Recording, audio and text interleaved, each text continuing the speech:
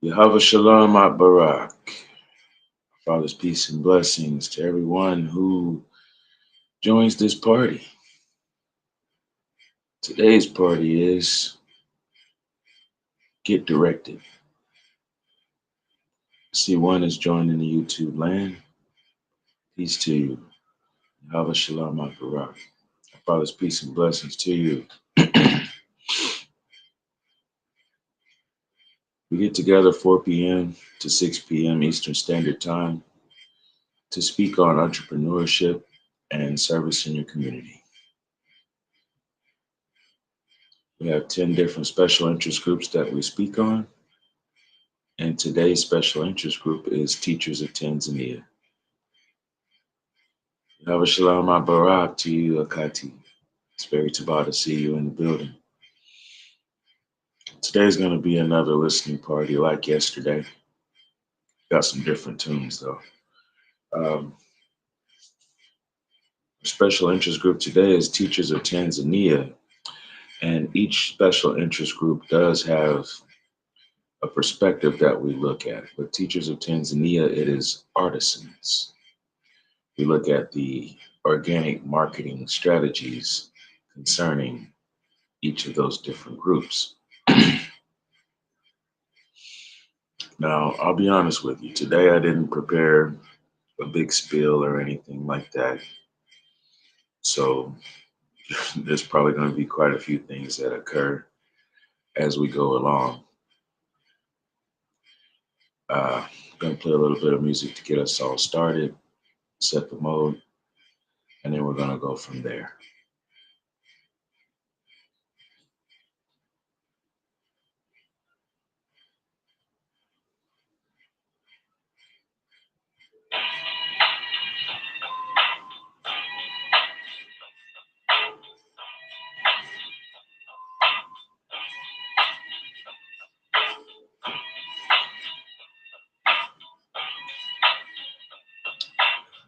Bella and Alondra.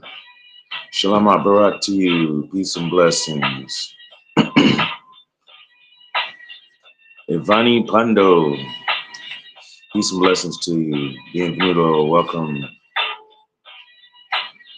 I'm going to play just a little bit of music for about 10 minutes or so, and then we'll get cranked up. Today's party is called, what did I say?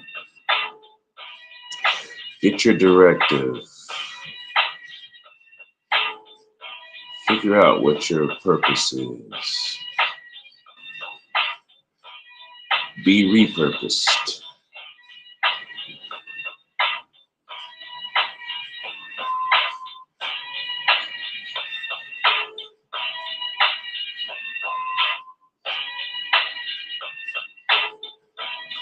A few years ago, I was trying to figure out what was I going to talk about if I come to a live. 7 people in YouTube room. Thank you all for joining the party. And I was limited because there was only a few things that I was concerned with, and I didn't want to ram those same ideas down people's throats every day, because I'm not here to support propaganda. I'm not here to give indoctrinations. Really not here to give sermons, however it turns into that. Yeah, I am here to deliver a message. There are a lot of people out here who are confused because we are being fed misinformation. We are fed misinformation in order for other people to persuade us to do their will and their bidding. All along your life, you've been told you have a freedom of choice. Were you ever told that a lot of your choices are guided by the things that people put in front of you? You ever heard someone say, think outside of the box? You ever hear someone say, Necessity is the mother of invention.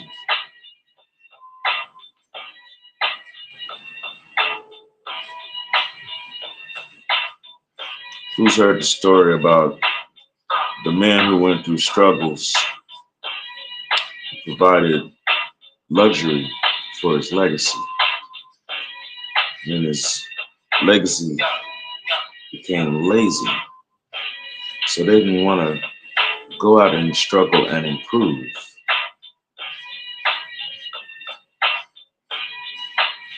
They wore away what was reserved in the legacy instead of adding on.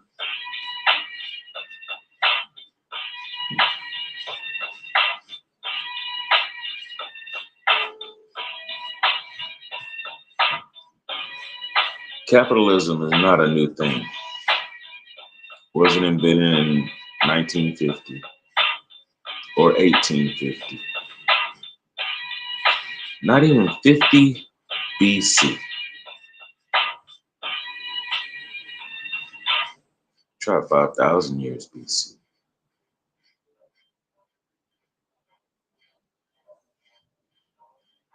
Capitalism is when you exchange any amount of payment for your time and effort.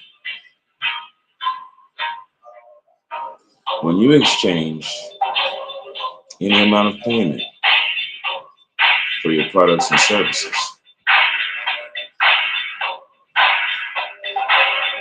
capitalism.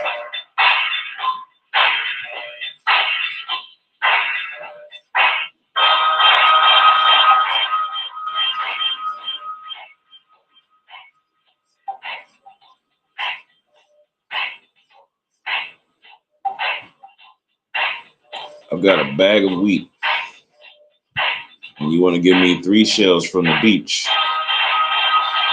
for this bag of wheat. That's still capitalism. Doesn't have to have a dead ruler's face on a piece of paper. Any exchange. The barter system. Now, how far you run with it is what would make something evil or oppressive.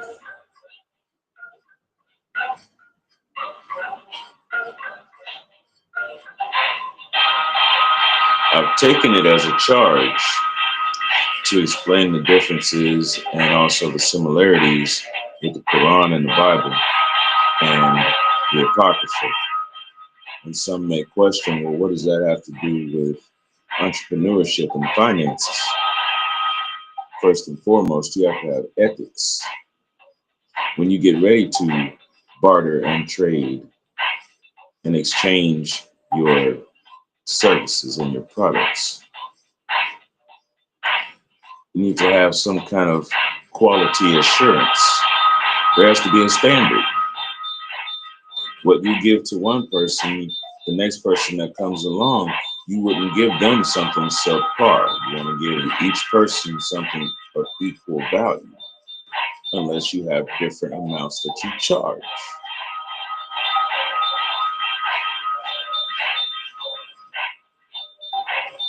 And even in that case, each person should be treated equally, depending on the amount of the product that you are providing would be what you would call your charge for cost, right? Not just because you like what this person is wearing as an outfit. It doesn't change because of that. Who knows about haggling? I'll tell you this costs $5 and you tell me no, I'll give you $3.25. Until you know this costs $5. You say, no, come on, I only got $3.25. I was in a situation a couple days ago. I wasn't haggling though. I was 30 cents short. And so the person at the register said, okay, here you go. You're good for it. I'll take care of it. I said, thank you. Now, in that situation, that's pay it forward. That's not, oh, let me get a cheaper price. No, because it's a standard price no matter what. I just hadn't transferred my uh, finances to cover that cost. And it didn't dawn on me until I'd already used my card.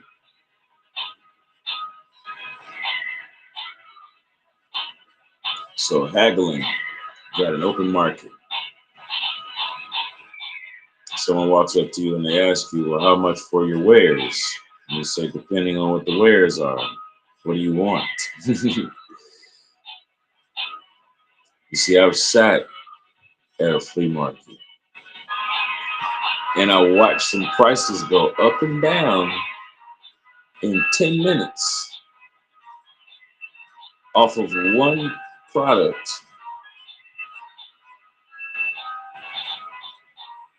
to the point to where when the host of the booth that I was at asked me, well, how come you're not actually participating in this and trying to sell? Well, I'm confused. I don't know what to tell people that they're supposed to pay. You see, I shoot it straight. If someone came to me and asked me, well, I see this canvas here you have, and there's this picture that's been painted on it. How much do you want for it?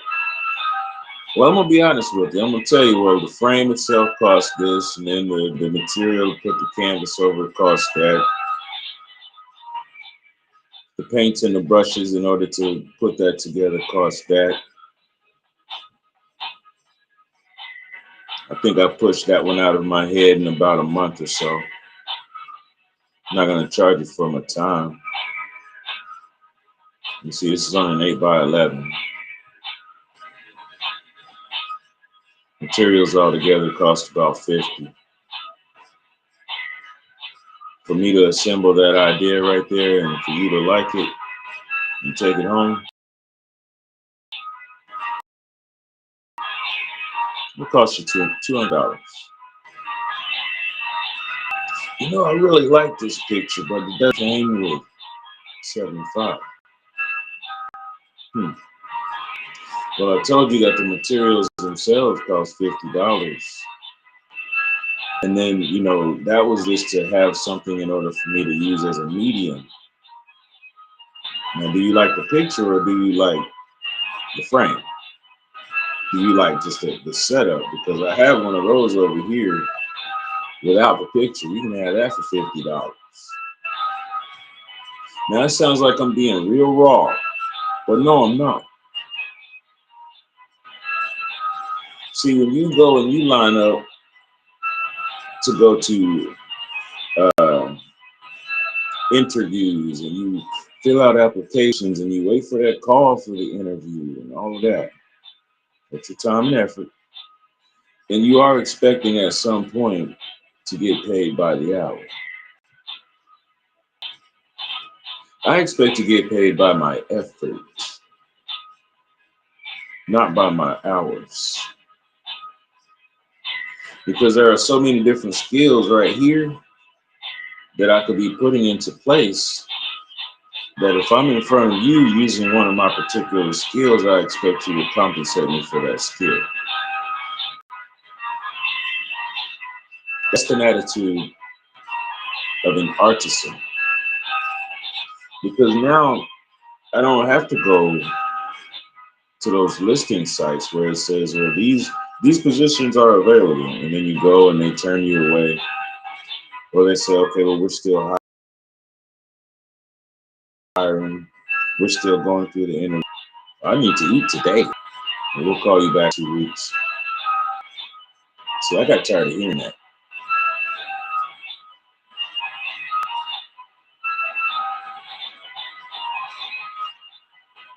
Then there's contracting and subcontracting.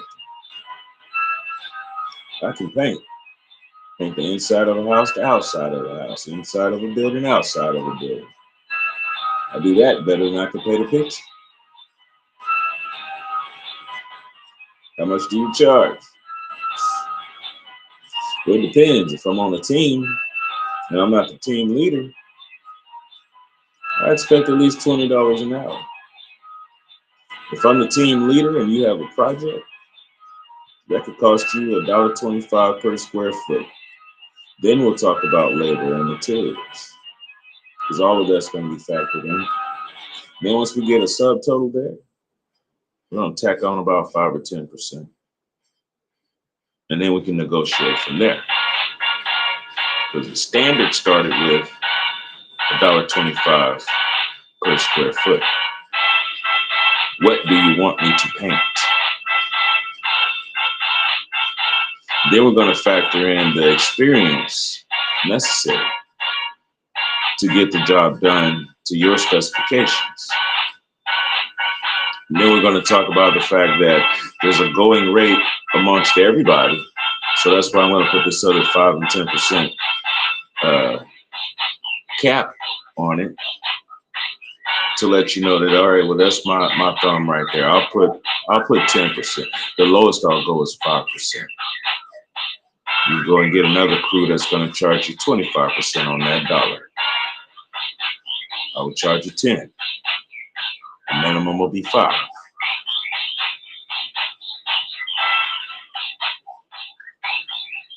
That's what you learn when you live in a capitalistic society. How to hire yourself out.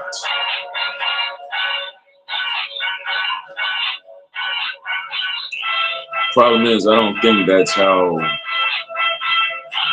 this world was originally created. There wasn't somebody that came and clocked in when the sun came up and said, okay, well, now I'm going to get about my tasks within creation. I've seen it on a cartoon before, but no, that's not how it was. No. It's time for the flowers to bloom in order for it to give us more nurture and nature. There's nobody pushing a time clock for that. There's nobody showing up later on in the week expecting a paycheck that has taxes taken out of it, Social Security taken out of it, and all these other benefits and benefactors and whatnot. No, you go, you do your task, and when you're done with your task, you're compensated. You take that back to your home, and you make sure that everyone within the home is taken care of. That's the general idea, and that's what they tell us as children. And that's what they tell us as they push us through the public school system. And that's what they tell us when they say, go into debt and go and get yourself a college degree. That's what they tell you when they say, all right, well, go to this trade school over here. You might be able to do something in the next 8 weeks. Because we want you to get out there and be some kind of positive, constructive part of society.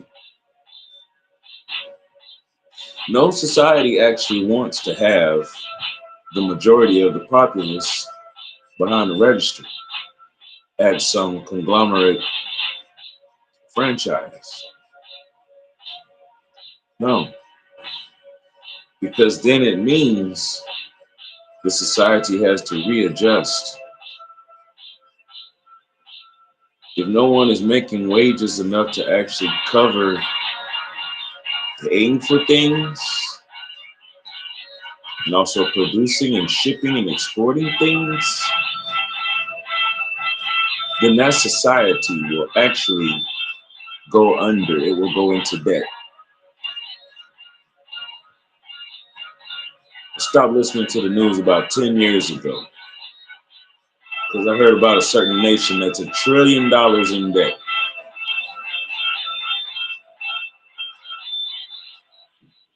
A nation that barely holds 1 billion people.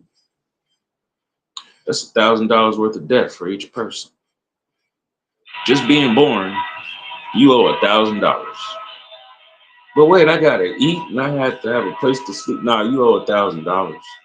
And every day that you are living and breathing, you are incurring more debt.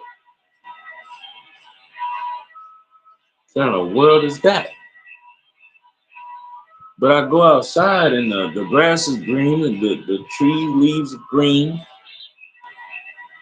And if I go into the right yard, I might even be able to find some fruit on the trees. All it cost me was some time and effort. What kind of world is it that I walk outside and people can't even have gardens in their yards because of the homeowners association, because of the way people want to do their real estate? It's tacky to have food in your front yard. You're supposed to have manicured grass. For what?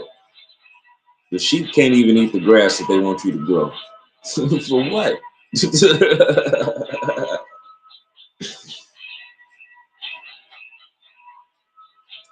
The thing that stops me from exploding on society with my anger is the fact that I see how ridiculous society is. I'm an artist. I offer my wares. People say that they wish that they could find somebody that they could trust to get certain wares. And I keep saying, here I am. And they just keep on going. And so I laugh. Life is ridiculous. Well, the stuff that you offer doesn't look all flashy like the stuff that we can see from these commercialized editions. Okay. Now that flashy stuff, does it actually represent you? Or does it just represent eye candy?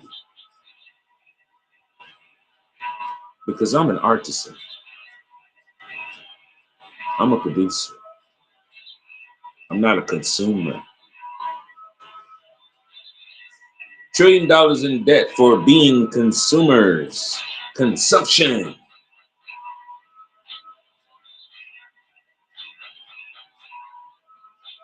Before they were saying natural causes for people to expire in life, they were saying they expire due to consumption. What is that?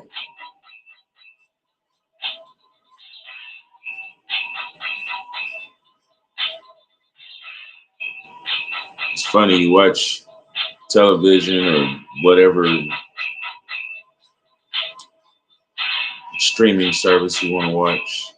You have these Survivor series out now. Get somebody out there who they had all kinds of military training and everything else. They go out there and they do it. Oh yeah, that's great. Now, get the average person that's sitting there watching the show. Take them out camping for 2 days. Challenge one. Find some wood that you're going to be able to use to build a fire. It's not just to be warm. It's not just for light. You're going to need it for cooking. You're going to need that to purify any water that you actually find. So while you're out foraging for wood, you're also looking for water. And not stagnant water. You need running water. Stagnant water is not going to help your cause. I don't care how many times you pour it through the sieves and then boil it up and everything else. You see, there's this thing called a virus, and a virus doesn't care if it's cold or hot. It doesn't care if it's freezing or blazing. If the body of that virus survives and it finds a food source, it will multiply. So if you have stagnant water and all you do is pour it through a sieve a few times to filter it and then boil it up over a fire and then drink it, you're drinking some processed viruses that can still get you survival. So let's find some running water. Also, with running water, you have the opportunity of even finding some marine life. And if you're not particular on that, you need a field guide so you can figure out what of the foliage you can eat, what berries, what leaves. It's mighty funny that now we have to leave our homes, drive at least 15 to 20 minutes to get to a national park and walk around to scavenge to find blackberries, red berries, raspberries, blueberries. We have to drive away from our homes 20, 30 minutes. That same amount of time that it takes for you to drive to whatever your occupation is and you're still in debt, fussing about how much gas you're burning up to get there, and you're gonna have to spend some more to get some more gas. Spend, spend, spend, spend, spend. You see, I'm an artisan and a businessman. Because you could be both or just one. Some people are artisans and they're trying to figure out if that's what they want to do for a business. They've been making their product and putting it to the side, storing it up. Last 3 or 4 years, I've been doing that. Stored up, I don't know how much music. Every day, wake up and make another song. Every day, get this idea out of my head. Let me go ahead and make it tangible some kind of way for somebody else to enjoy it. It doesn't have to be banging around in my head all the time. Let somebody else hear it.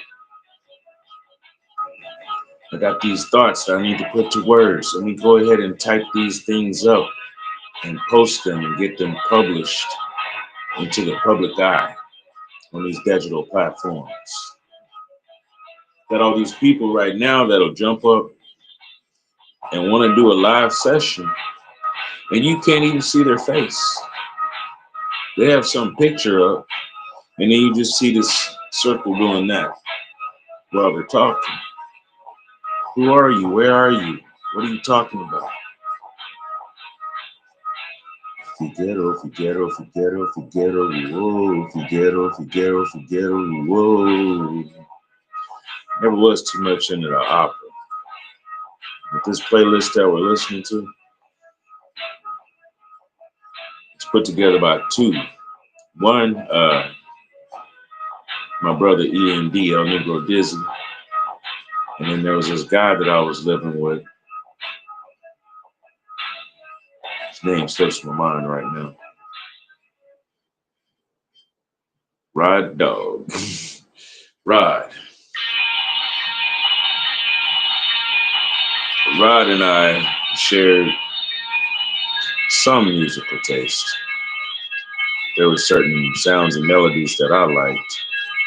There were certain vocalists and lyricists that he liked.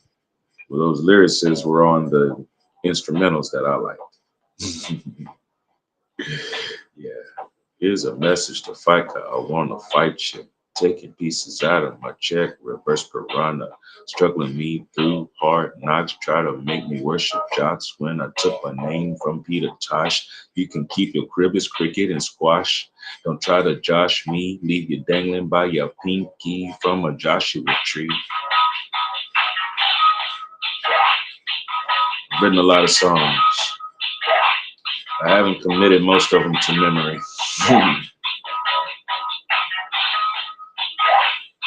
Hey, I'm starting to get thirsty. Yo tengo triste. It's time for the coffee ceremony. Pour out some libations.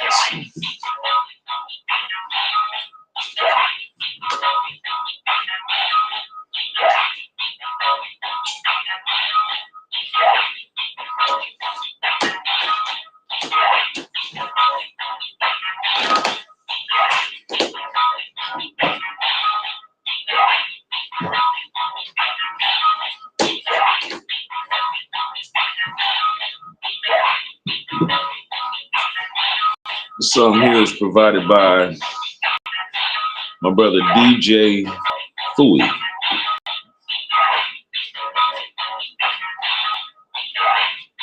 I use this in my album, End of the Brick Paved Road.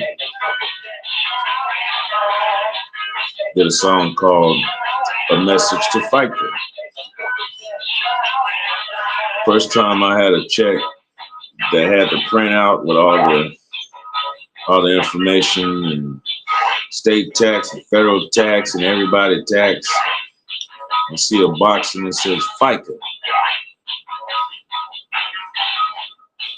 Who is FICA? And why are they taking my money?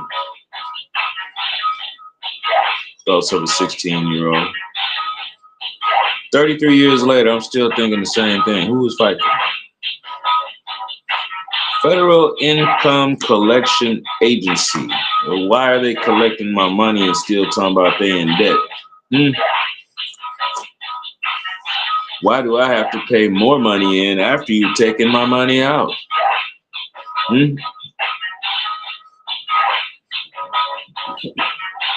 Why you call yourself telling me you're going to give me a loan, but by the time I pay off the loan, I could have actually had twice the amount of money, but I've given it all back to you? These are the questions that run through my brain. Because when I was 16, we went through civics class, and they told us all about government and checks and balances and all of that. They didn't tell us how to balance your checkbook.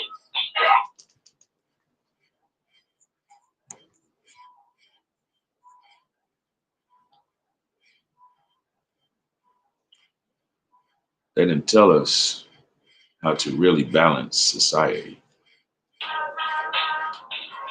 You didn't know that society is unbalanced? You didn't know that there was injustices in society?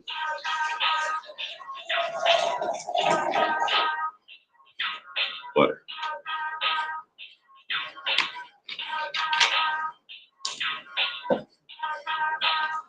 Did 2 scoops already.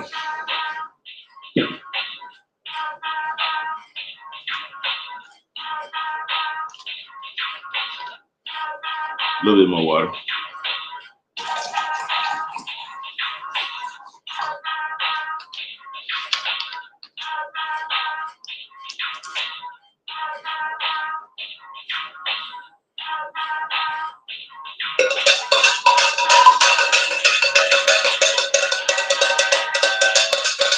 Have you been feeling sunken? Kind of low on energy? Feeling a little suppressed? Calm your Hasharaya. Khazan ya Hasharaya.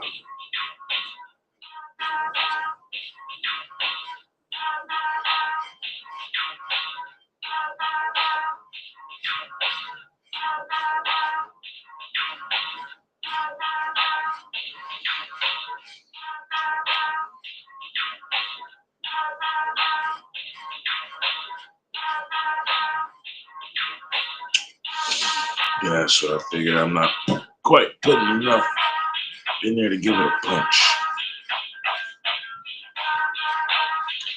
Come, ya Hasharaya. Rise up. Chazan. Rejoice. That's what that last book in the Bible is really saying. Revelations. It's saying rise up. Rejoice. Y'all remember that story where it was talking about King David was in the temple and danced so hard, he danced himself out of his clothes, and people thought he was intoxicated because he was so happy. He was rejoicing. For all of the tribulations he'd gone through, he had been delivered. For every time that he had put up a prayer and a petition, it had been answered. He could jump around and act what seemed like it was reckless because he could lose himself knowing the security that he had already been in and was in and will be in.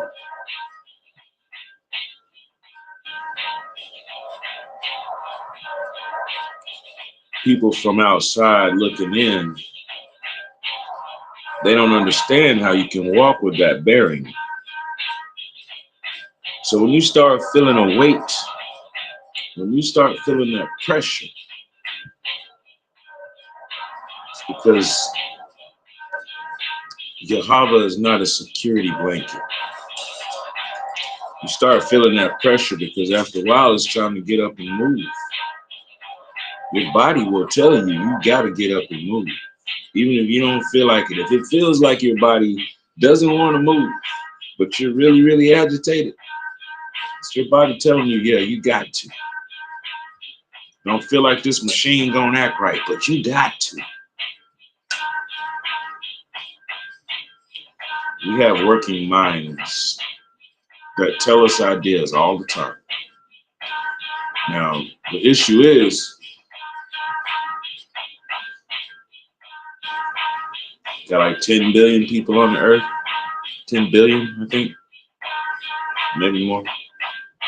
There's at least 3 billion in China, 1 billion in Russia, a billion in America.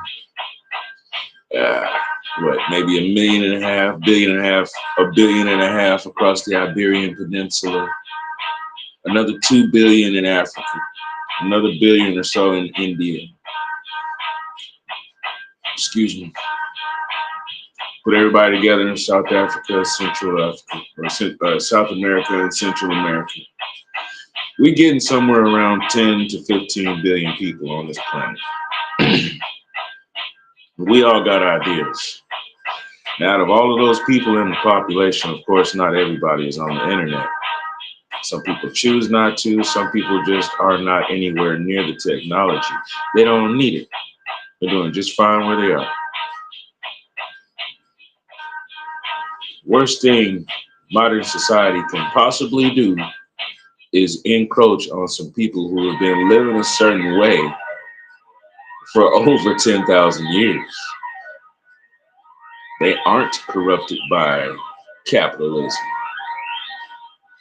Everybody talking about, oh, well, I'm going to leave the land and I'm going to go back to my motherland. Well, are you sure that's your motherland? Are you sure you even know the culture? Because when you get over there, they may not want you. You go over there and you still talking about some American ideologies, they're going to try to send you right back where you came from. Got enough problems. Because I'm an artisan. That's how I think.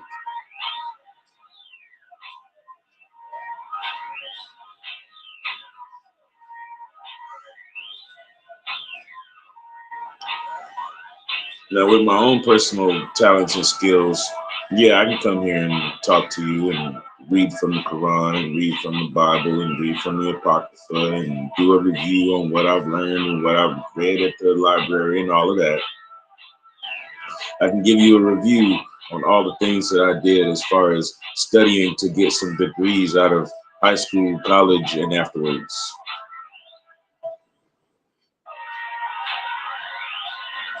I can fill your ears up with that all day.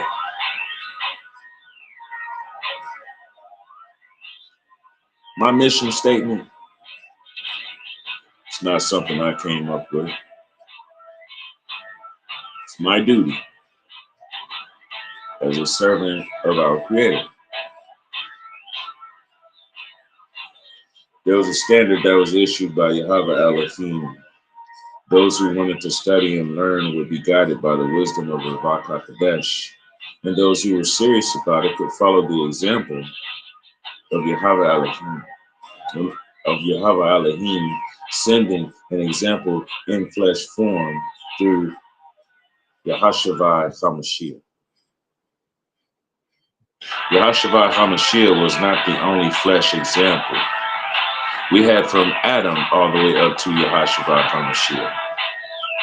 Anyone who wants to actually walk that same way, that same order, would go through the lineage and see all the different stories of all the people who did that same thing. As a matter of fact, someone came along later on by the name of Prophet Muhammad, still trying to walk according to that standard. So that's the example that I speak on.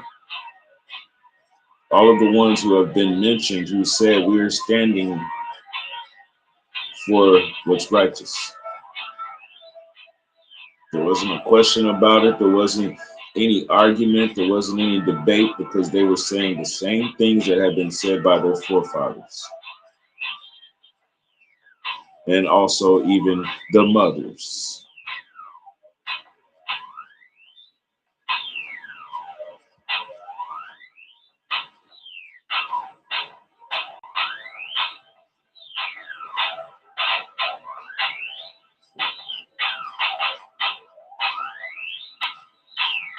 Yashrael started dealing with capitalism when they said that they needed to be like all the other nations. They started dealing with capitalism when they said that they needed to be like all the other nations. They started dealing with capitalism when they said that they needed to be like all the other nations.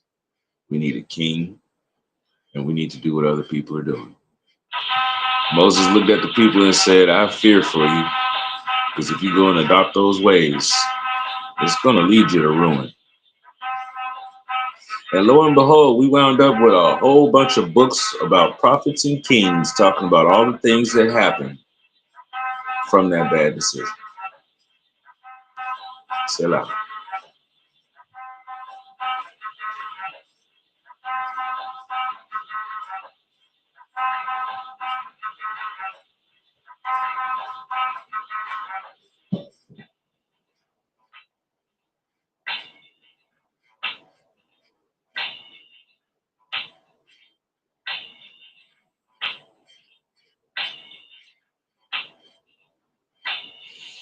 Sometimes when you're feeling low,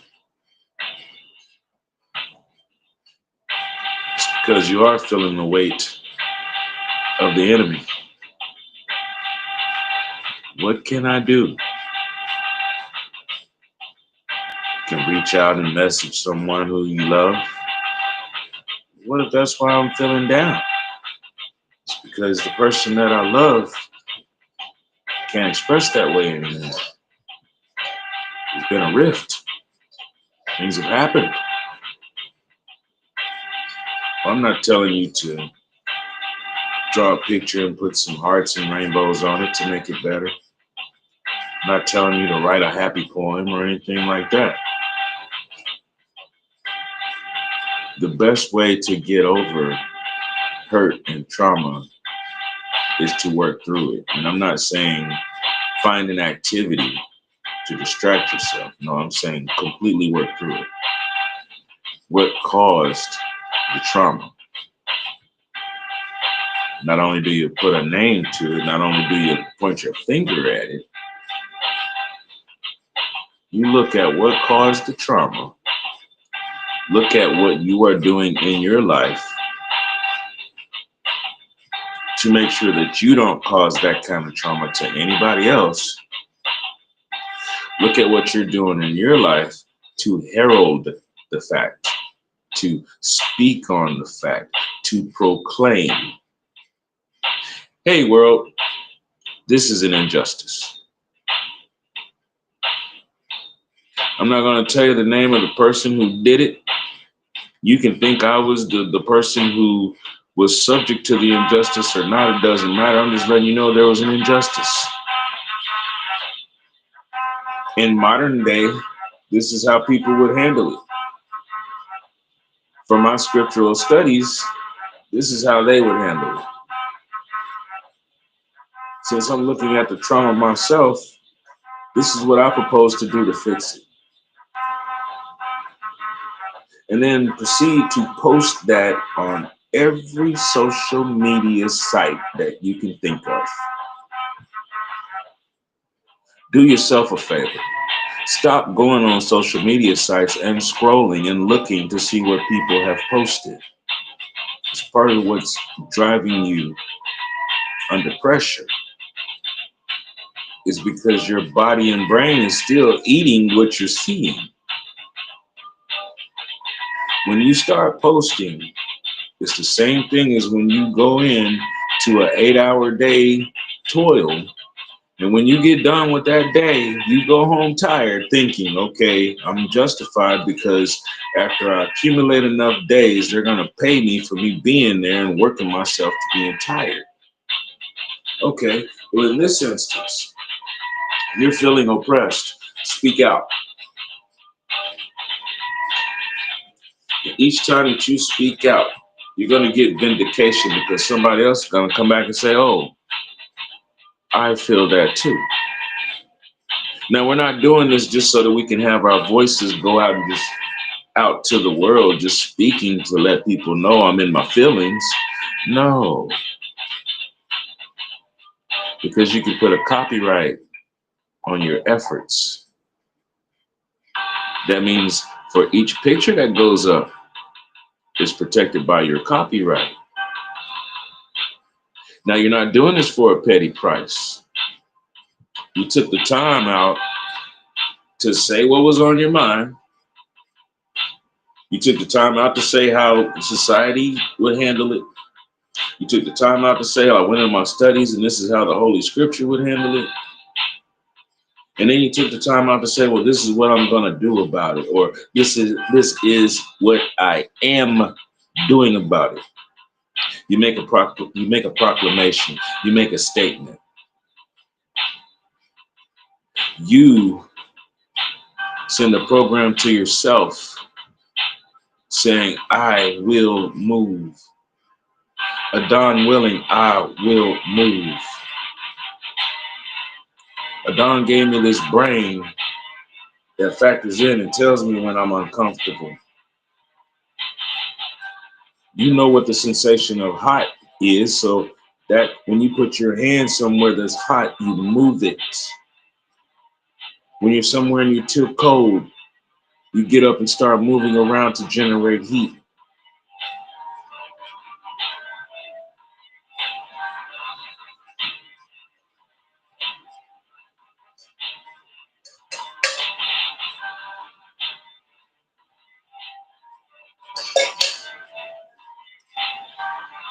I come from a family. One of our biggest strengths that we are born with is empathy. If I tell you I feel you, I'm not just using slang. I feel you. You can be states away from me. You can be on the other side of the globe. If I tell you I feel you, I feel you. I feel the energy resonating from your body. And I'm not talking about the heat waves. I'm talking about sound waves and everything else. I don't even play with chakra zones, but I will tell you that yes, there are energy zones in your body. We don't got to do all of the lotus chakra and all of that mess. No, I know that energy exists within the body. I use it all the time. I, by myself, moved 2 full-size pianos. Not a moving crew. Me. Same guy that you see in front of the camera looking how I look. Yeah. It's about, I don't know, 10, 11 years ago. I think I did that maybe 2 or 3 times. I had to move the pianos because they were butted up to each other next to a gigantic bay window that was almost 20 feet tall. So these pianos that were butted up against each other, I had to move them back so that I had space enough to put in a A-frame ladder that would be able to reach up all the way to the ceiling because I had to wash the window. And then when I was done, I had to put the ladder up. I had to put the pianos back. Did that twice. How'd you do that? Well, where there's a will, there's a way. And when I was little, I said I wanted to be Samson, so I had the chance to do so. I'm not lying to you. I'll spare you the details and tell you the story on another day. I'm just letting you know it's possible. When you don't think your body can move, your body is capable of a lot of power. When you don't think that you're really being all of that influential, your mind has a lot of power.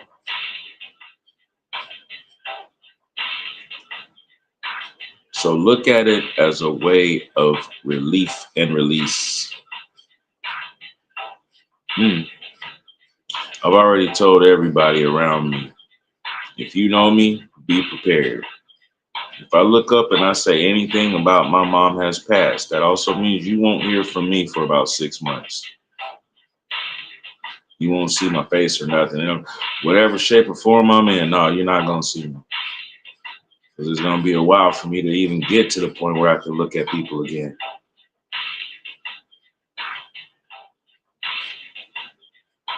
And even when I do, it's going to be because I'm going to have to start pulling all of that back out.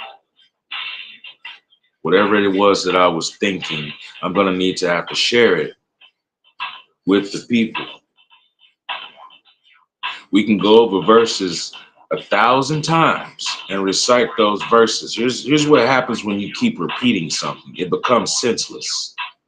That's why we're not supposed to repeat stuff. So it's not about repeating the verses that would comfort you.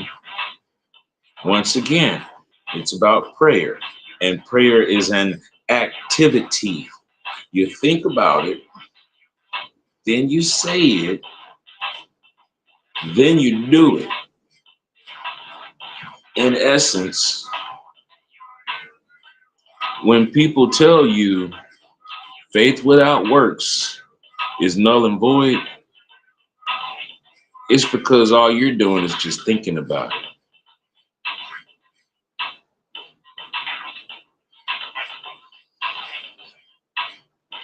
You're feeling unresolved. You're not getting your affirmation because you're not even putting it out there for you to see it.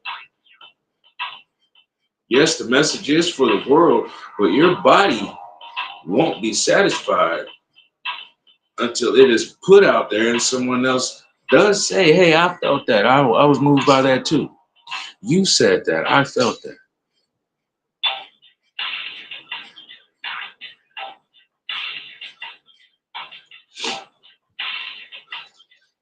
I was feeling down and out.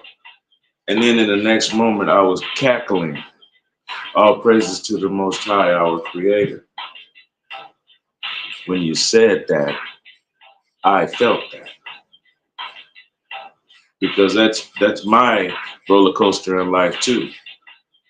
When I feel lost, or when I feel helpless, or when I feel like I don't know what the next move should be, and I'm in doubt, and I'm worried and concerned, anxious, step outside, go down the street, and see a goofy dog trying its best just to run across the street, slipping on the pavement, and you can hear the nails scratching, big floppy ears and everything. And now I'm laughing. That's our Father's creation. And here I am sweating over whether or not I spelled something right when I posted something, you know? Take in the things that really matter, what really count. It's not that glossy image that they want you to put out there. That's not what it's about. Life is rugged, raw, and gritty. That smooth, suave surface that you want to see rarely occurs. You ever seen a lake that's iced over? A pond, even a pond, you will see ripples.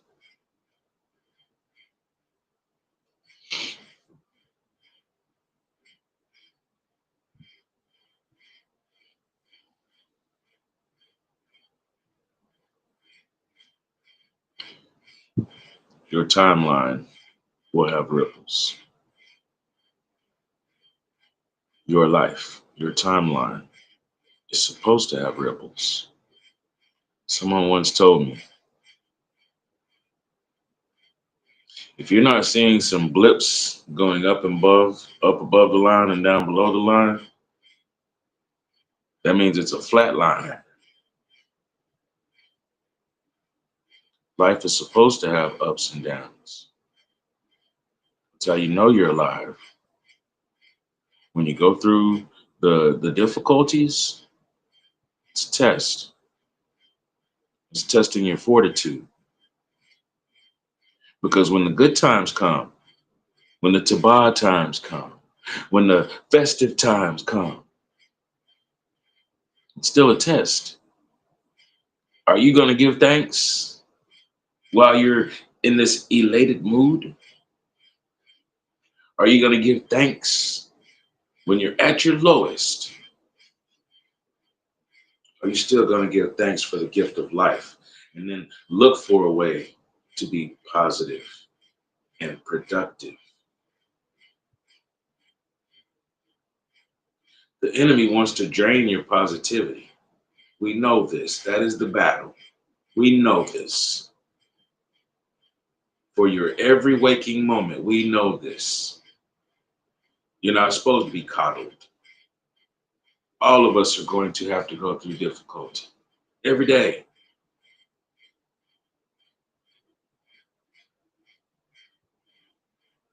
Male, female, ladies, you can be the weaker vessel. And I'm not saying that meaning that you're the one that's going to be breakable easy or anything like that. Y'all have a very strong constitution. That's not what I'm talking about. We've gone through that definition. You all are the precious vessel because, yes, it is possible to shatter you more than us durable males. However, not all males have that same makeup. Not all of us were made that way. Some of us do break quite easily. Some of that has to do with training. Some of that has to do with how we were brought up, what we were exposed to, what kind of mental challenges we accept and actually take on. That's part of the challenge. That's part of the test in life. That shows who you are. Everyone who says, well, I'm made from a different cloth and a this and a that and a third. Well, yeah, all of us are. No one is necessarily made from the same cloth. Can't be. Because not everyone has the same mother and father. We come from different parents. We can trace the root back, but that's like saying, yeah, a thread is a thread. We got a common thread, but no thread is the same. No spans of thread is the same. You can pull out a yard of thread, cut it, pull out another yard of thread. It's not going to be the same. Doesn't even have the same holding strength, even though it was bound the same way because of the fibers.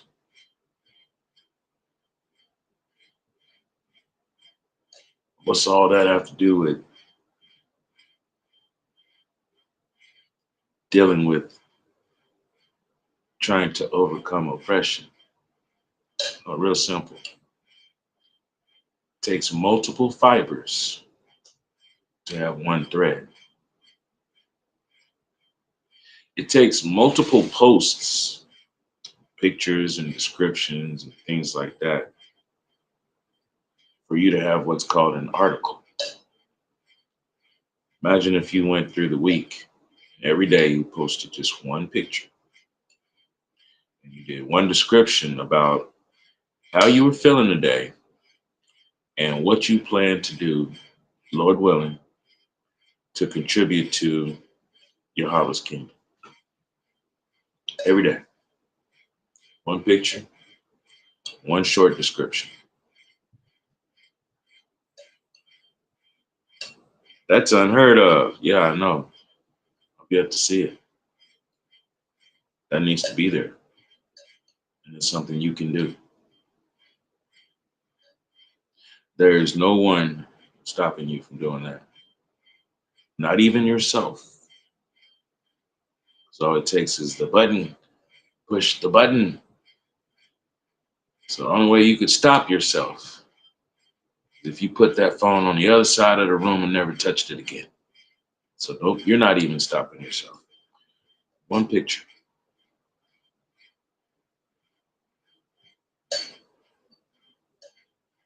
They have a lot of ways out now where they're saying, here, use this AI system and use that AI system. Facebook got an AI. TikTok got an AI. Just type in a word.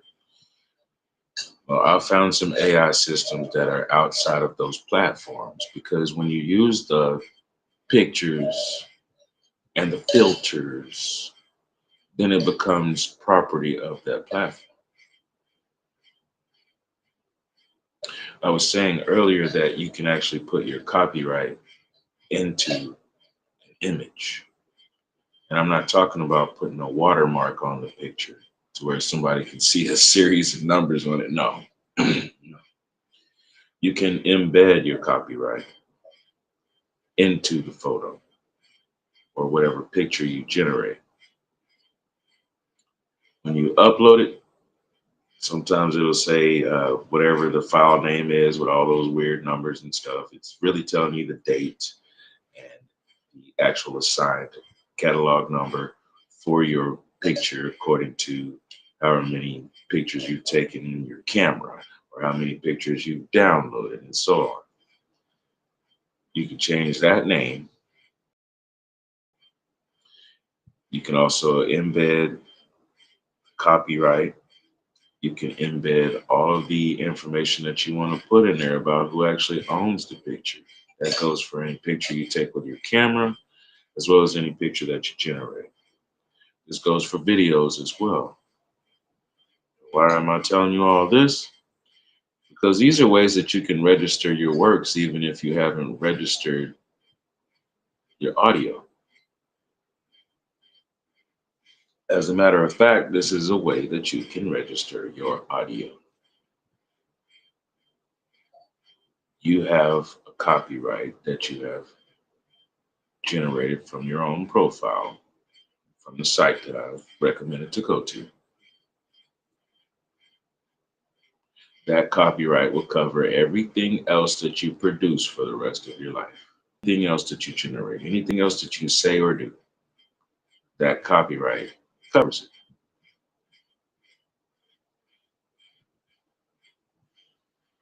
Then all of those posts that you were doing, you go and you put those in your personal stores. We'll be exploring PayHip, PAYHIP, because on PayHip, you can do a blog about how you're feeling, what's the social injustice, what people are doing about it, what was found in the holy scriptures that you should do about it, and then what are you going to do about it yourself personally. So you post that up there, generate an audience that wants to come in and see what it is you're talking about.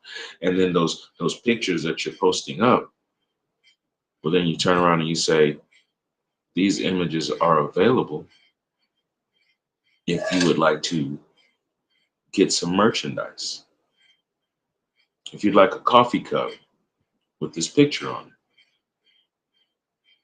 If you still use a mouse, well, you could have a mouse pad with this picture on it, a bumper sticker, a framed picture on the wall, like I said. Contact certain people within the assembly that I deal with, and you could have that image stitched, embroidery on a backpack, on a tunic, on a head wrap. It starts with your idea, though. We don't have a representation of us because we aren't actually speaking out on the platforms. Saying we now just to let you know I will include myself. However, you know that me, am posting every day. This is part of my therapy because I was really agitated when I was little. There was no way to release this. I could talk to my friends who lived with me in my neighborhood. I could write whatever essay that they asked us to write in school. I hated prescribed writing. I hated it. Any day that I walked in and the teacher was already writing whatever the starting sentence was on the board, I was already grumbling and gritting my teeth. I hated prescribed writing. This is what I want you to write about today, class.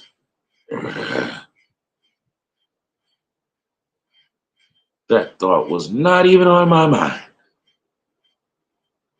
Thanks.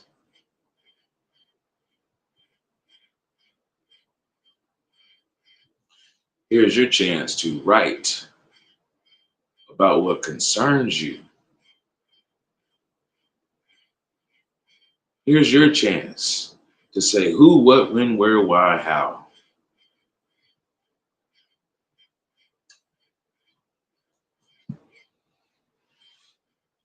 We need you to say what's on your mind. We need us to say what is on our minds. Do you know what's going to happen the moment everybody actually starts doing that? That means we can form a network where somebody can just find out what we think and what we feel for 24 hours out of the day. I'm telling you right now, I could start up a network that's 24 hours a day. However, it would just be stuff from me. I can do it. It wouldn't be 24 hours day to day to day to day the same thing, but yeah, it's going to eventually run into that because I have a limited amount of material. However, there is not a limited amount of people. There's a limited amount of people who are contributing.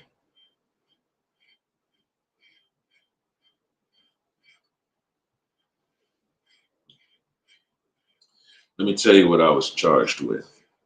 I was charged to come and remind the world about Usher. So I did a little bit of studying today. Usher, one of the sons of Jacob, name translates to happy.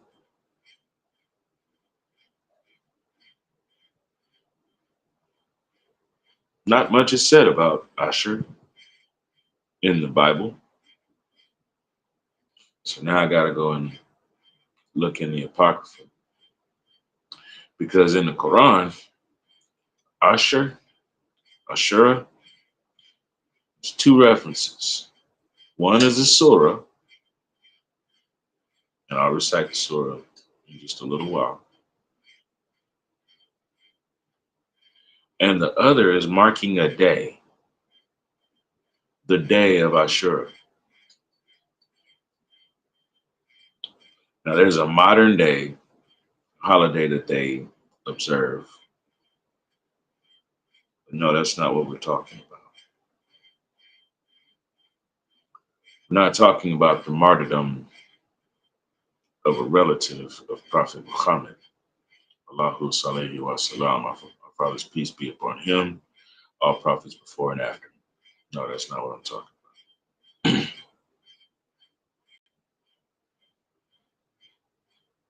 Sent by charge, straight from Allah subhanahu wa ta'ala, our source of sustenance and mercy. I was sent by charge specifically for the reason of people changing the meaning of days, dates, and agreements. The day of Ashura has nothing to do with the death of a relative. Not on that level, no. No. Because before then, the day of Ashura is the day after Passover.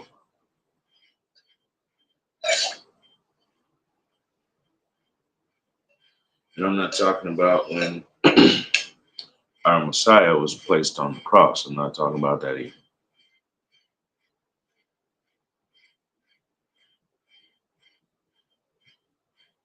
Passover happened when Prophet Musa was taking the children of Yahasharael out of Kemet. There was an angel of death. The next day, while Prophet Musa was crossing the Sea of Reeds with the children of Yahasharael, with Pharaoh in hot pursuit, Moses and the children of Yahashrael passed through safely, and then when Pharaoh and all of his people got about midway, the waters came back and drowned them. That's the day of Ashur.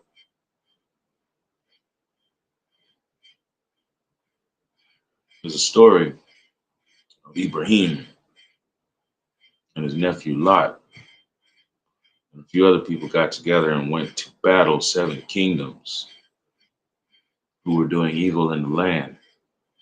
And after those 7 kingdoms were defeated and destroyed, Ibrahim made a pact with Melchizedek. That was the day of Ashura.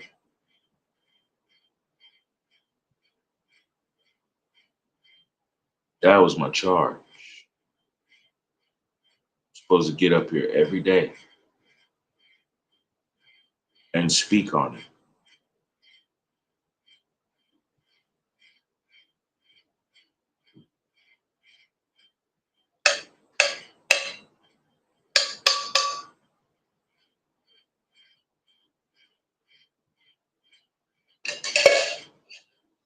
There's people out here giving mixed messages talking about, well, since the Messiah came and died and rose on the cross, then all the stuff has been thrown out.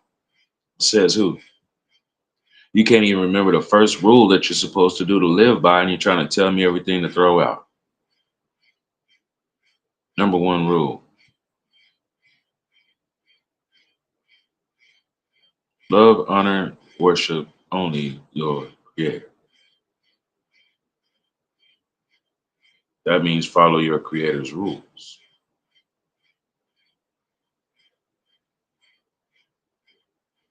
There were 12 people who were brought in under tutorship to learn the divine path from the Messiah. We could say 13, because Mary from Magdalene wasn't counted as one of the disciples, even though she was right there and she was learning. People want to give her a bad name and a bad reputation because she was amongst the homeless and the widows and the widowers and the orphans and the imprisoned and those that they look down upon in society. You know, there was another lady that did that shortly before our Messiah was born. And there were people that wanted to say that about her too. Well, she got tapped on the shoulder and was told she'd be the vessel to actually bring birth to our Messiah, because all she did was her duties. When nobody else would go to those bad parts of society, she went, delivered the message, and tended to those who were in need. It wasn't about what people were thinking about her. None of that matters. I think when I go before our Creator, I'm going to be asking him, where does it say in the book what so and so was thinking about me when I did so and so? None of that matters. There's not a human being on this planet that can actually claim that they made me. My mother and father got together and were able to bring forth the physical end of it. However, the physical and the spiritual and the mental all came from our Creator. They happen to be vessels.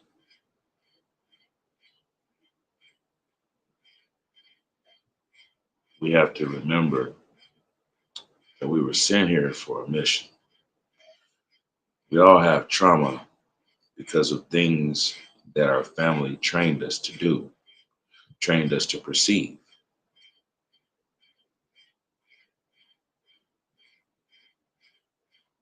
My eyes could water up every time I think about my grandfather. However, no, and it's not because I'm a tough guy. No, no. He's one of the closest human beings that I've ever had in my life. Aside from my mother, my brother and I are pretty close. My sons, when we're around each other, you know that we belong to each other. That's the best way I can put that. I've lost a step grandmother. She meant a whole lot to me, as if she were my actual real grandmother. I've lost the stepmother of my mom, the lady that my grandfather married after he was a widower. I never met my grandfather's wife. I never met my blood grandmother. Seen her in a dream. Very nice lady.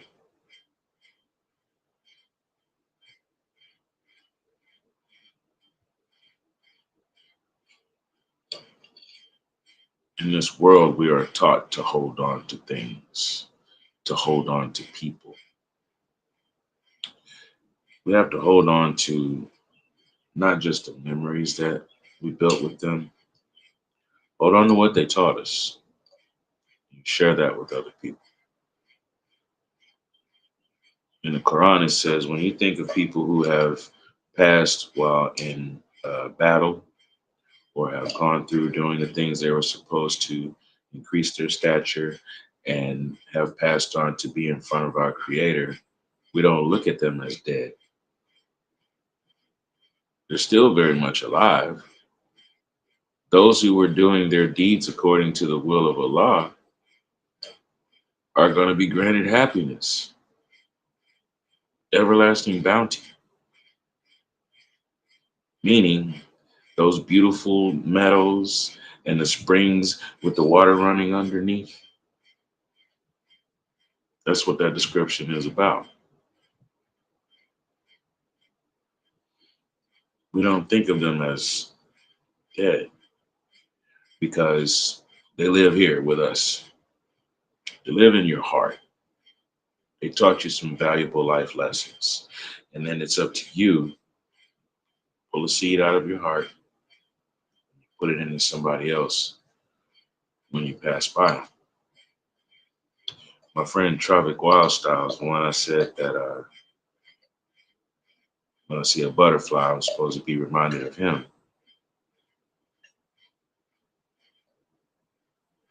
There's a lot of life lessons that I got from him. So every time something comes up, there are times where you'll see a softer side of me, and it's because I'm actually acting out according to how someone else that was in my life would act. Because I'm really short and blunt. There's not a lot of warm fuzzy to me. And some of that is my own trauma, scars, and baggage. Not saying I had a rough childhood or anything like that, you know. Wasn't that bad. I saw some disappointments and things like that, but no, it wasn't that bad.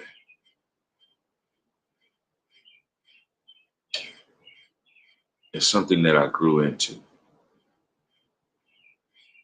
I remember watching Laurel and Hardy and Three Stooges, and a couple other shows with my cousin, my younger cousin, Harun.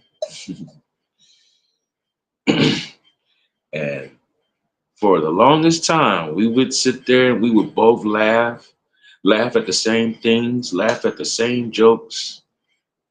But as time went on, it wasn't so funny to me anymore.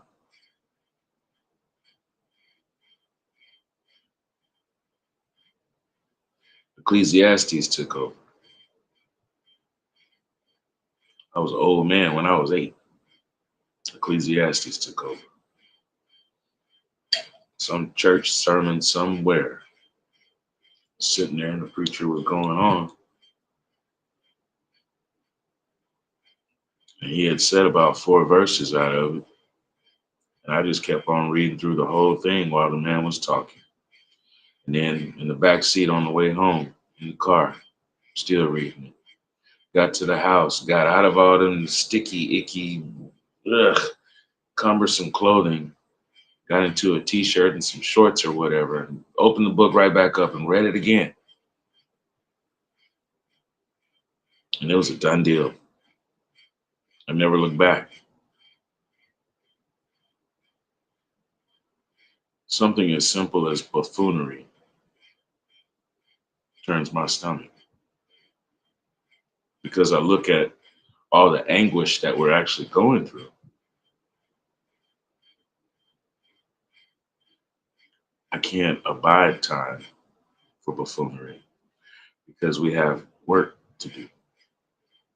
And even once I'm done with the work, The smile on my face is the gratification of knowing that tasks have been completed and we can move on to more tasks. See, that's the other part of the weight that you feel is you're looking at, I've got this gigantic project I have to do piece by piece. Your project is say something, post something, go beyond your comfort zone. That's what's going to give you that that what is it? Oxytocin. That's what's going to give you that. There's not a person there to actually give you a physical hug and embrace. You have the release of knowing I said something and somebody else heard it.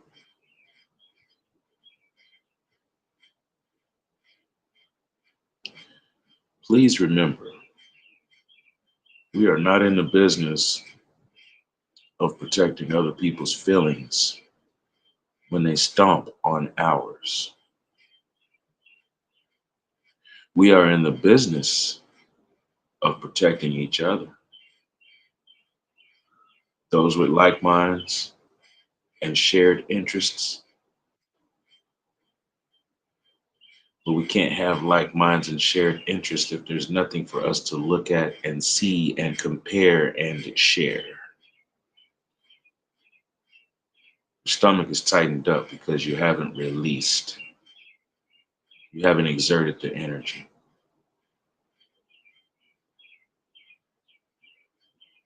When you spend 3 decades of your life being able to do administration for somebody else and you're frustrated every day about it, it's a shock to the system when someone says, administrate for yourself. Oh, I know. Because as much as I keep telling people they need to kick back and put it on cruise control and rest, I have yet to do so. I have to force myself to go to sleep. When everybody else is having their rest day, I'm antsy. Because if I open up my device, there's 1,000 things that are going wrong, aside from my device glitching.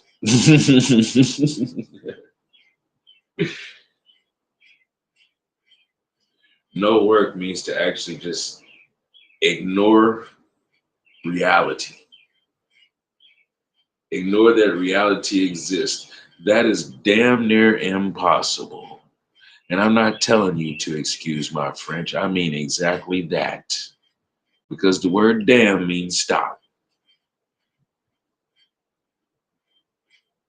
So stop it because that's nearly impossible for me to tune everything out and act like nothing's going on. I can be chilling in my room and still hear a radio playing somewhere, a car riding down the street playing something. There's a story about Prophet Muhammad. He was walking through town and there was one of his companions was with him, one of the Sahaba. And as they were walking, they could hear a flute playing in the background. So Prophet Muhammad put his fingers in his ears, kept on walking till they got to where they were out of earshot. So Prophet Muhammad's still walking with his ears plugged in. Can you still hear the music? So the other person had to tell him, well, no, it stopped. Okay. And they keep on walking.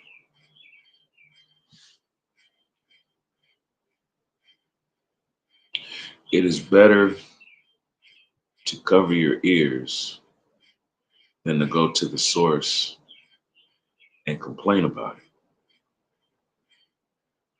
It is better to protect your sanity, speak on it later,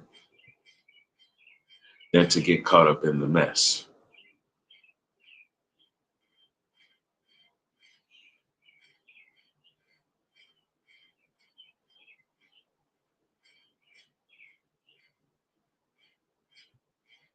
For all those times that you were at whatever employment, occupation, you just couldn't wait to get out the door so you can go tell somebody about the foolishness up in there. Can't say no names, can't say no places, but it's the foolishness.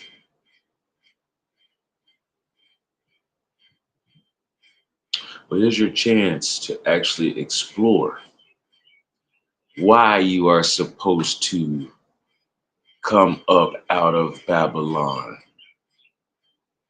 Because you're not supposed to spend your every day and every waking moment complaining about being in captivity. There's nobody standing at your front door with a rifle talking about you have to do things this way. No one.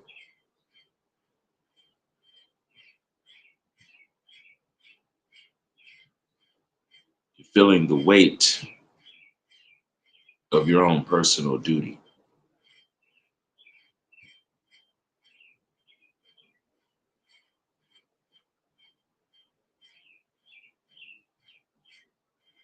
When you start walking the path, when you start exerting yourself, it's when you start feeling light. There's times you walk into the room because you feel confident and you have a message for everybody, and that message is we all gonna be happy because we all are working together, and the room lights up and everybody's in a great mood and you're in a great mood. Well, you came in and delivered the message then. You gotta do the same thing. Do not open your phone and start eating negativity.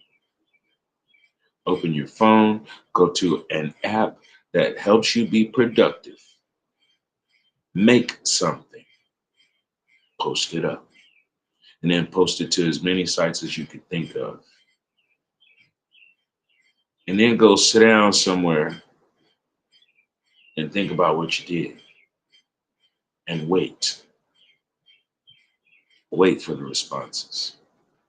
If they take too long, open up your handy dandy phone, go to another one of those apps, make something,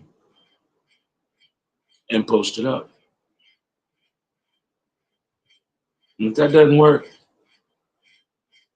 go walk around your humble abode and look.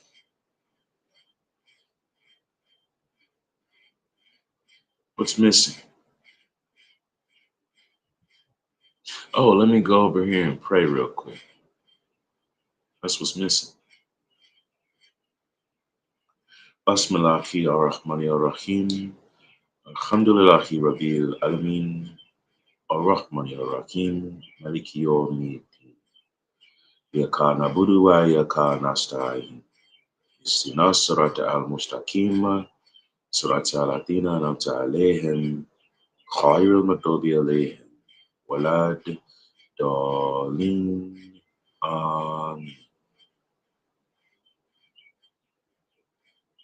Cool off, calm down, and remember why you're here. In the name of our Father, the most merciful, the most beneficent, the most compassionate, Lord of all worlds and creation. In the name of our Father, the most merciful, the most compassionate, we ask that you lead us on the divine path that you have created. We ask that you forgive us when we step outside of the divine path and we do as others who have disobeyed you. Help us to find forgiveness with you and help us to learn how to forgive others when we feel trespassed. Amin. Surah Al-Fatiha.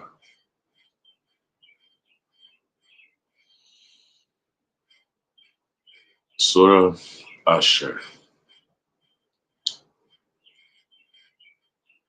By time, surely mankind is at a loss, except for those who do Tuba deeds amongst each other daily with patience and consistency. Bisabir. Patience and consistency is Bisabir in Arabic. Min Alhamdulillah. Whenever Muslims spend time with one another, when they leave, you all already know the greeting, Assalamu alaikum,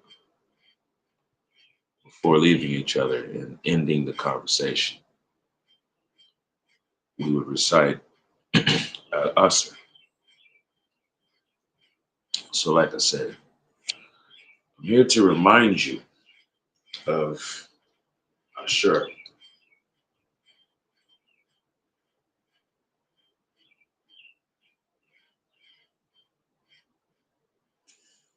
Aleph, Shin, Resh. Ashur.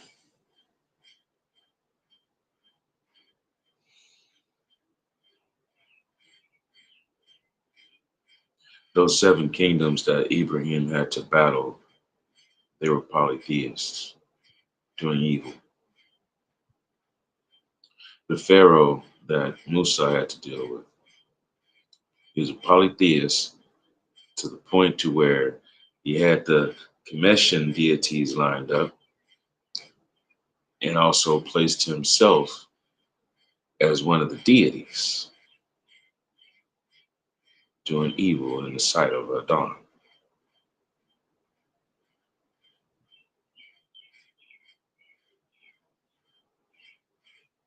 Ibrahim had to make a pact.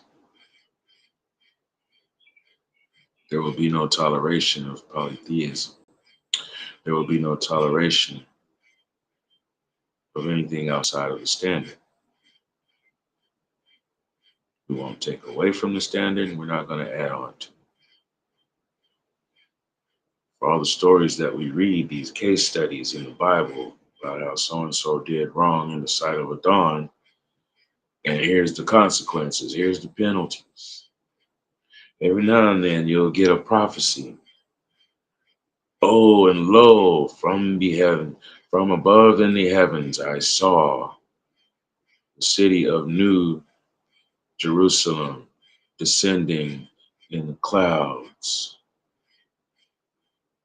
And it was presented in this manner with meadows all around it, and the walls were 12 levels up, each marked by a certain stone, marked by the name of one of the children in the family, Shariah, one of the sons. And the gates were 12, and each one of them was marked with one of the names of one of the sons counted in Yahashariah. And as the people were going about, they were doing their duties, and it was lined up to where the Levites had an X amount of land surrounding the territory. And then there was also land allotted for this, and land allotted for that, and land allotted for that. It's the next thing that I'm going to be looking up in my study so that I can read it word for word. And that's in the Bible somewhere, in Isaiah somewhere, right? It's the next thing I'm going to be reading, because what I found about Ashur in the Quran is what I just got through stating earlier. So I'll read some more information out of it, and we can make that part of the topic of study for tomorrow and the next few days. That's why I'm here. We have to figure out how we're supposed to be treating each other in order for us to even start exchanging products and services. We have to figure out what kind of code we're going to stand on so that when everybody else is going topsy-turvy because they keep voting in people who change laws, we're going to be over here doing what we do because we don't change up every 4 years. We don't change up every 2 years. There is nobody that's going to retire. There is nobody that could possibly pass away and be replaced. There's a standard that was put in place before any of us were even put on this earth. That's what we're supposed to be going with.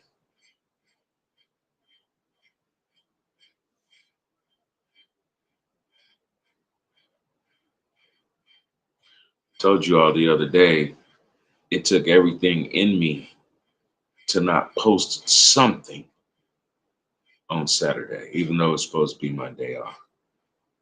There's no such thing as a day off. I can't rest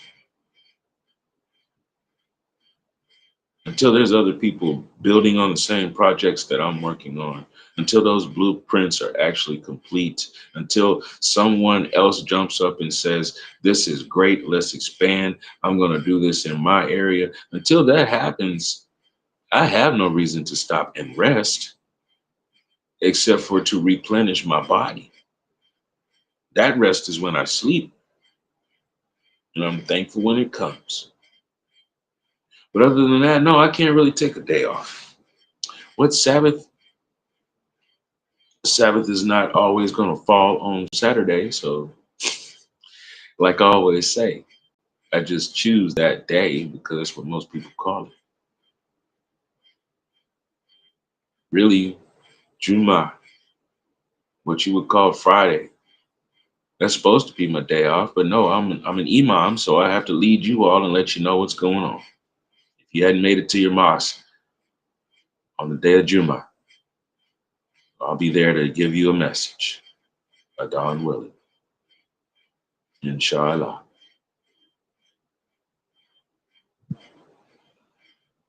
What's Sunday? Another day. We do question and answer. All of those days that they've named throughout the week, I don't go by any of those. I have to look at the schedule that I've written down or go and check one of the pictures that I've posted to see where we are on the broadcast, to be honest with you. I don't keep up with days. What's my frame of time? Sun's up. Sun's directly overhead. Sun's going down. See the moon and stars? That's my frame of reference. I check these little clocks and things on the device every now and then. Whatever you do, never waste your time and try and buy me a watch. I don't know how many watches I went through as a youngster because I'm too active. The faces get broken on them. The wristbands get broken on them because I'm too active. I'm not going to stop doing what I do to make sure this timepiece is okay. Because that timepiece don't tell me nothing except for what's really holding me down. I got to be at so-and-so place at so-and-so time. So now I'm going to spend half my time checking before I'm even there. What time is it? Skin 30.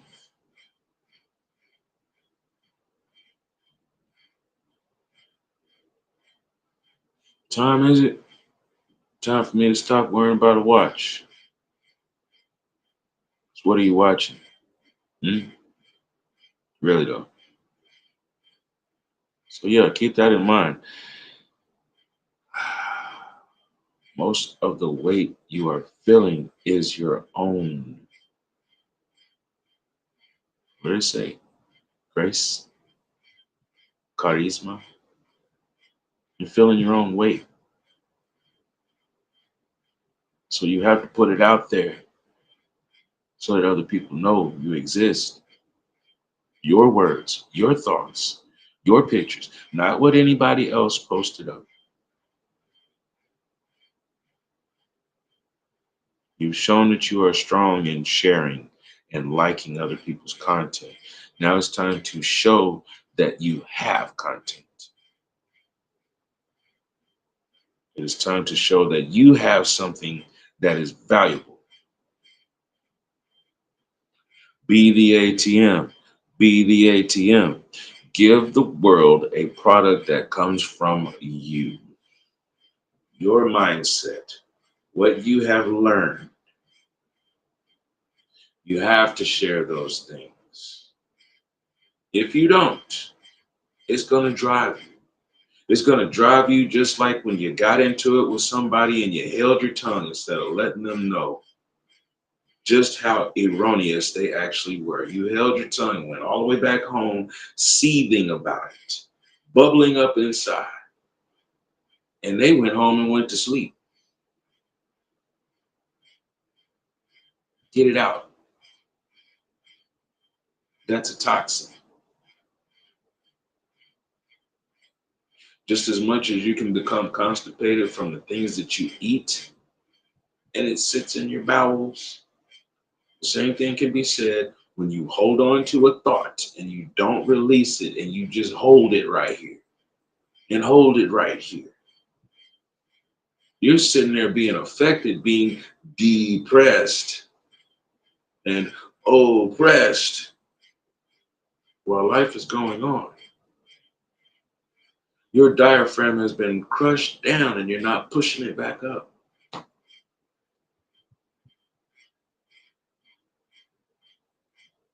You've exhaled all you could exhale. Now you need to take it back in. Throw something out there and then let somebody come back and talk to you about it. Let somebody else give you a fresh, concerned response.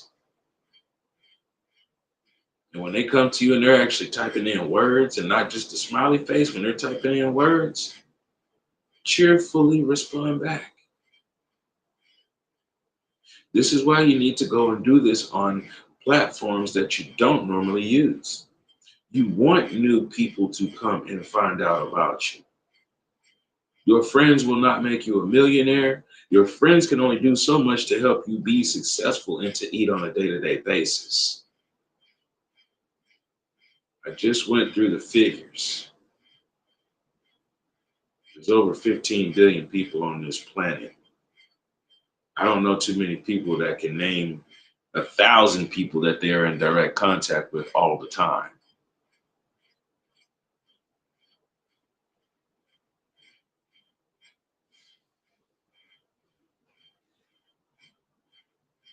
We're at the hour and 42-minute mark. I'll go ahead and play a couple of songs. We're going to ride on out. Teachers of Tanzania, artisans. Are you an artisan? Look up the term. Each of us has the capacity to be an artisan in many ways. You might not be the best at this or the best at that over there. However, you do have a talent that is yours, uniquely yours.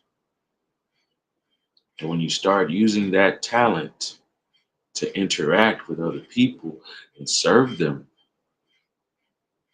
it makes you an artisan. You have value. You have purpose. Bakasha. Bakasha. Yahava, Ahava, our Father, our Creator is love. Ahava, Ahava, love is love. When you see someone in need, don't wait to ask them. Don't wait for them to ask you. If you see someone in need, immediately go about finding a way to help them. They don't have to ask you. They don't have to say thank you. It's not why you're doing it. You're doing this in order to make sure that the kingdom of Yahweh Elohim is being built and will be present. You know, when it says the world that they know will be destroyed, the system that they know will be destroyed. Why do you think there's such this big terror about communism and socialism? Because it means it's the death of capitalism. You haven't seen communism. You haven't seen socialism. You've heard about the kings of Babylon and Assyria, and you've heard about the Roman Empire. You haven't heard about what was going on this earth before all of those kings. You've heard about a bunch of strife and people having to move around and trying to get back to that life. They want to call China and the Chinese Republic or Russia communist. No, no. There's not a physical person who rules the body in communism or socialism. The people are all equal. The people are all sovereign, and it becomes a sovereign nation because everyone is interdependent. No, you haven't seen communism. You haven't seen socialism. Not with our eyes, not with the eyes that we are living, breathing, and thinking with. Not in this lifetime. Cuba is not communism. If there is a leader in front of people, then that is not communism. Common, communal. There is not a higher ranking order. Everyone is on the same level.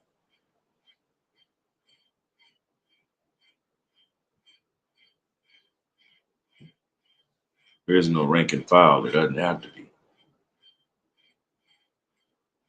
There's no caste system. It doesn't have to be. So those things were not made by Yahweh Elohim. Those things are not made with compassion.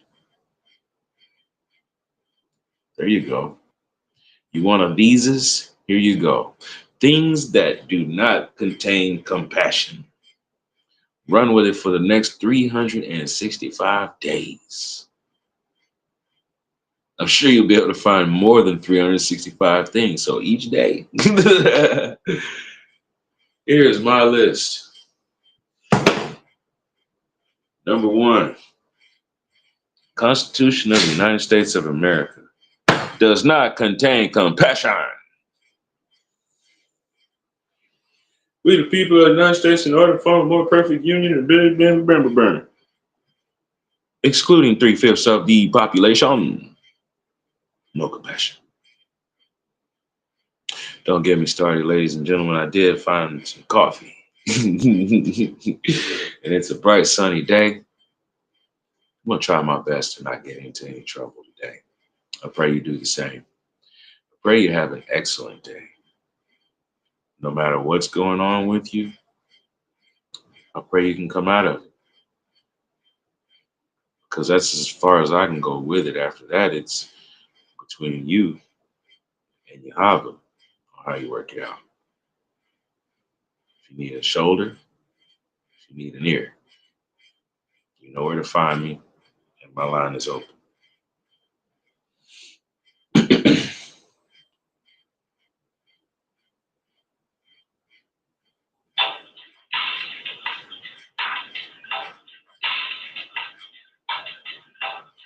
So yeah, we're gonna let a couple songs play as we ride on out. I got a project that I'm working on, right? Because it ain't over. Just because I splashed a little band-aid across something don't mean that I was done with it. Not by far. There's a song. And accompanied with the song is a video. If you see me ever post a picture, there's usually a video that's going to be following it up. So yeah, I got a project I'm working on. Also, I've got till the end of this week. I need to start making it to where whatever the day is, whatever the special interest group, that's also going to be the profile that I will be posting from.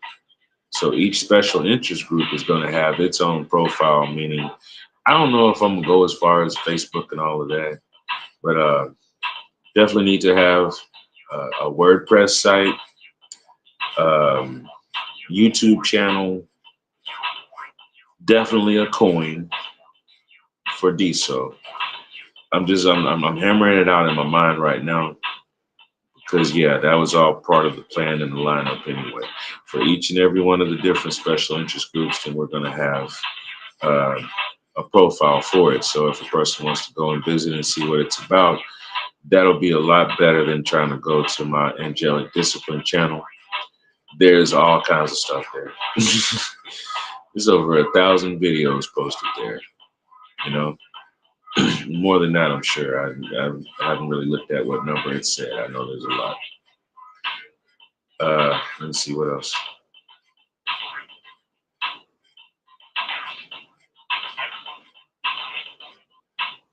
Yeah, keep your eyes open, your ears open, ear to the ground, checking out the sounds. You know,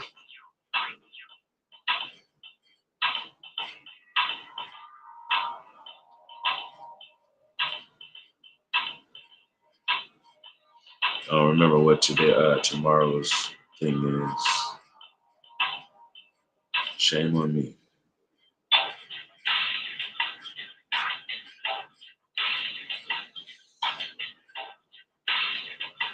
Oh, excuse me. All right, so a couple of things I'll go ahead and throw out there. Going to be moving forward with some music, image, and video projects. That's why I mentioned the thing with the copyrights.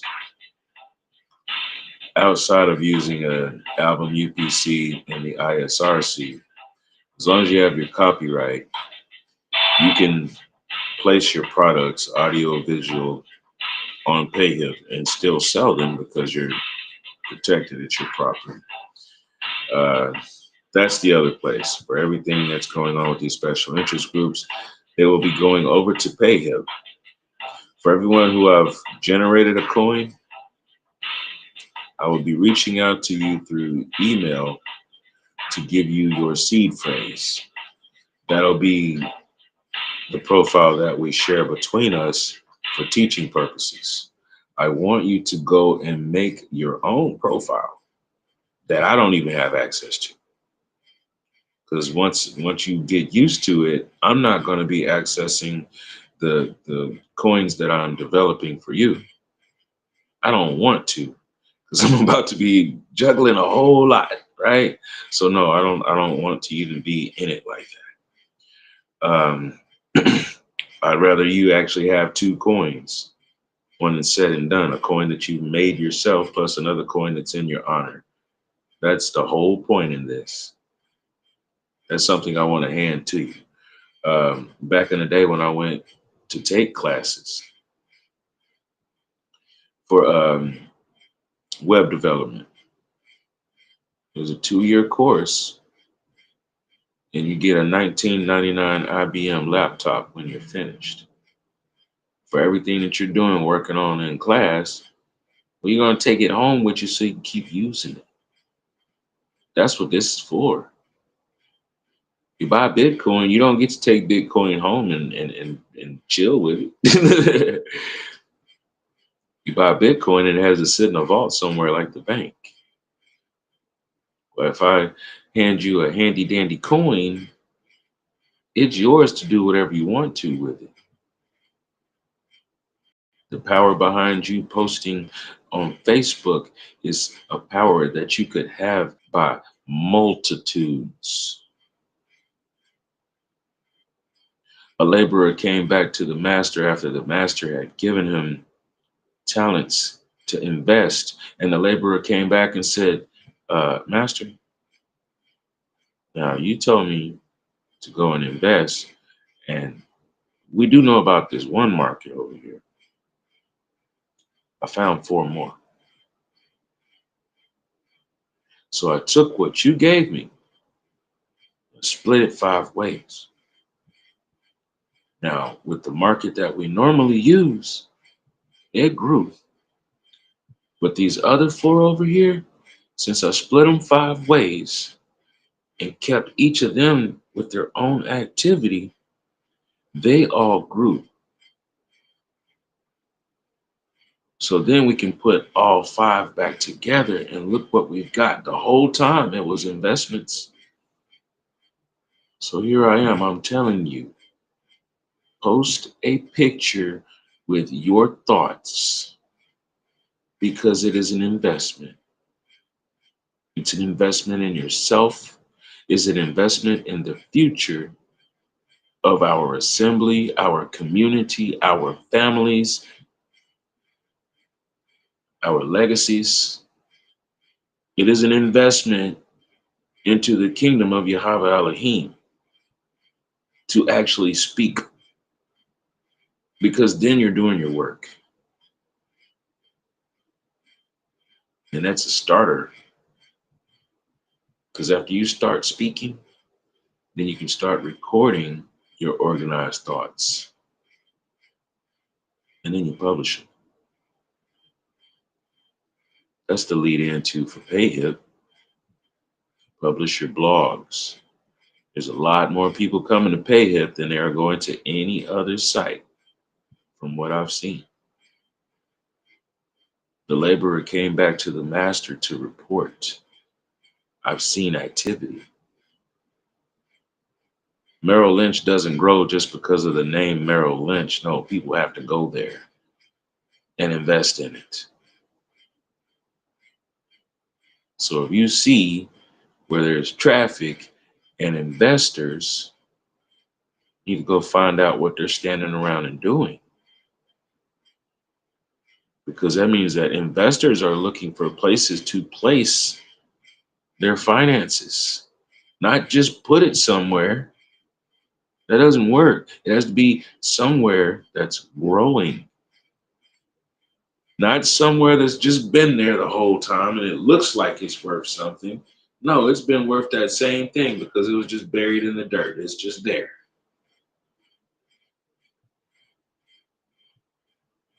You gain value by putting your product out there, allowing people to actually see what your product is, and then ascertain whether or not they think that they can use it. Now your product has value. Your thoughts are your product. Use that to your advantage. You are the ATM.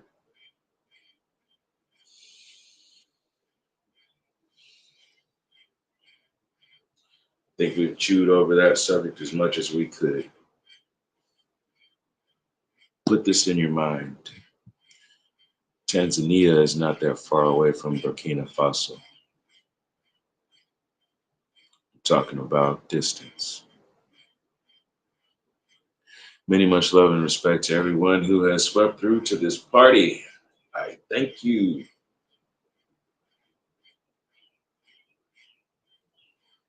What are you doing for productivity? What is your product? What is your service? Have you declared it? Have you told people about it? That should be your main purpose and duty every day. When you can't push the buttons on that register to say, I need to give you some change, you need to be telling people about how you are delivering change. That's an entrepreneur. The person who is willing to take it on their back, the responsibility on their back, win or lose in this situation, profit or loss in this situation, quality control in this situation. That's an entrepreneur. I went through a week of a sales drought. That's okay. Next week, we just need one person to come up in here and say they need it. You all hear these figures all the time where they're talking about, oh, a small business goes out of business in the first 2 years. You know why?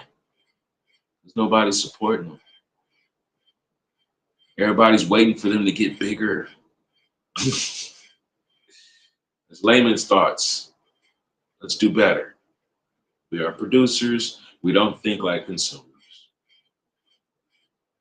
Yahweh Shalom Barak. Akati. I'm signing out. Much love.